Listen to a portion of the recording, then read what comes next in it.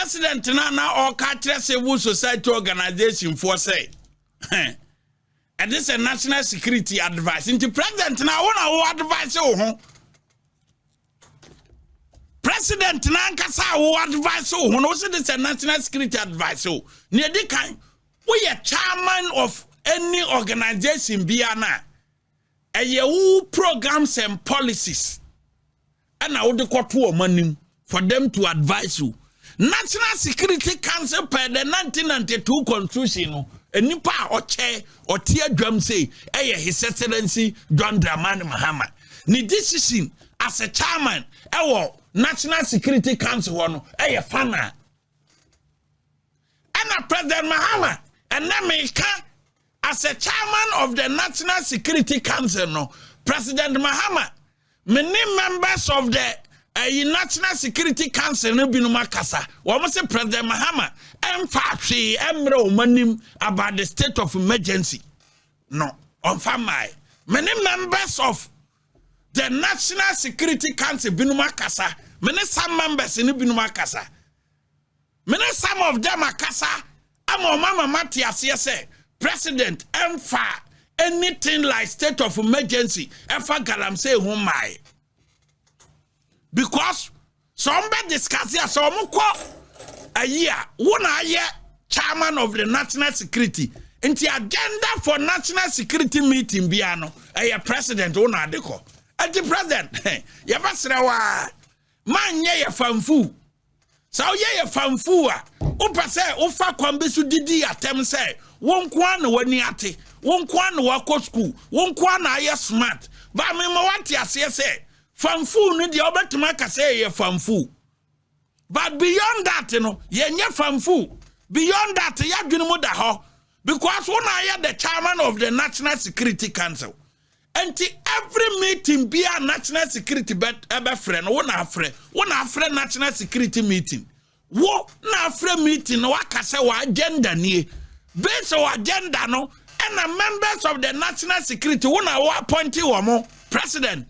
80% of the members of the national security will not appoint to a mentor. Why? National security, our IGP or a member. There was some rep as commissioners in Binu Waha, Wamu, our control war muscle. Security has in Indian so far IGP, any police rep, IGP ba as a police head, and Sana Ghana Police Service was an rep. So, National Security Coordinator, when I was appointed as a National Security Coordinator or a member of the National Security Council, BNI Director General or a member of the National Security Council, Prison Service Director General or a member of the National Security Council, Fire Service Director General or a member of the National Security Council, Chief of Defense Staff or a member of the National Security Council, Narcotic Board Control, Narcotic Authority, Director General or a member of the National Security Council. President, Sam Crawford, you signed the appointment letter and send a Ghana Bar Association rep. Abba. And you want to appoint Sam Crawford and you took Gina and you pardon him say state of emergency in India. This is a national security advice. You be say national security tenacia. Why the chair? Now as a chairman of the national security, no, why initiate agenda for the council? I am the president. Una initiate agenda. And the agenda be a I am saying it today, say, the president as a chairman of the National Security Council, on far agenda bianco national security about the state of emergency on Galamsey issue. Finito.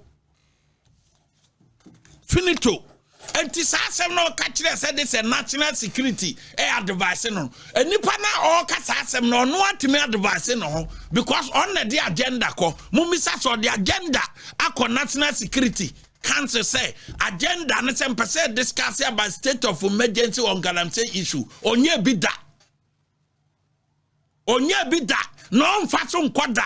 Or the backward this say 2027 because you have a election year. No would you bring Ghana for needs to say. And this I feel on my 0 to fight. And no na me better to say no mu ye meeting say akwa Prez John Mahama no mu ye meeting say abronya de mamfana ntunkura me retire as a president but me so de meti amaba kan wo de famitum ye wia yo Galamsey ho asem ya wo mo ka say Galamsey ekofamu yi ukwa Western region Railway liar MPP aban adwuma honorable Jogate aye.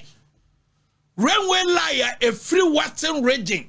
Eba sina ko insuta Asante region.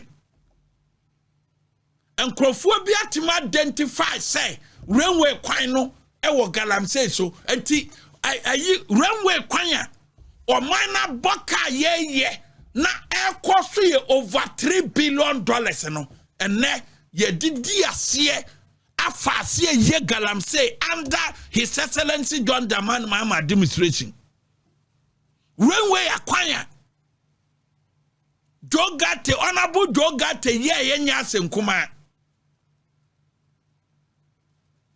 na enamu sa babasino konsuta no enne Galamsey fo take over enti da kromo bati say train bi namuna buagum wom na accident kase yesi train bi akonya accident adan akoto Galamsey amenam enti otuwa ba bisa say na train so ye da koto Galamsey amenam train kwan no Ghana fo because ye to aba wie no and this vigilante boys and this vagabond boys ti ase so ma bai na aba omo no mo ni certificate no ma koye adwuma e wo ministries enti omo de ne say into trasem omo yema and this momba power no womba kwa koye into trasem e wo forest mu asay oman no forest asay oman na japade enne train kwan wo Ghana ha ye Galamsey wase producer produce video no man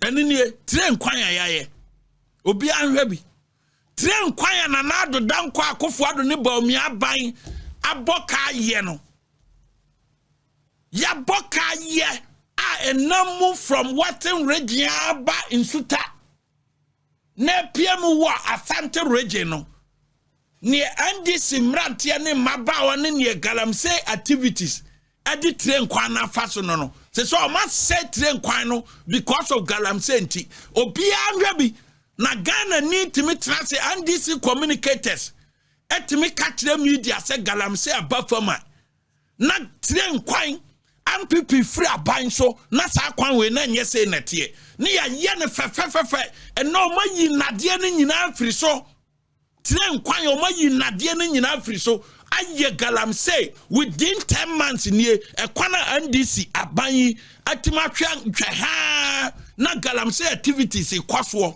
weye Western region eba na mu aba insuta santimantamu tre akwan ye ba ya boka eye true because aluminium na ye pese ye friend saying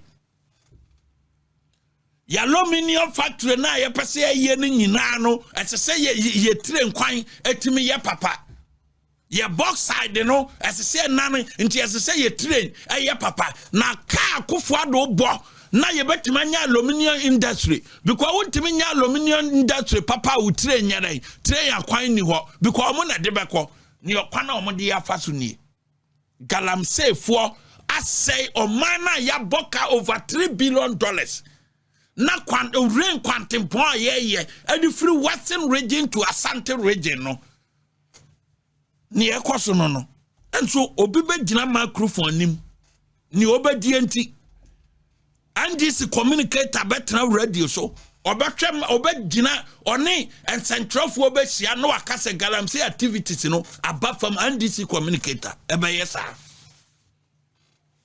na what is that video we to nchen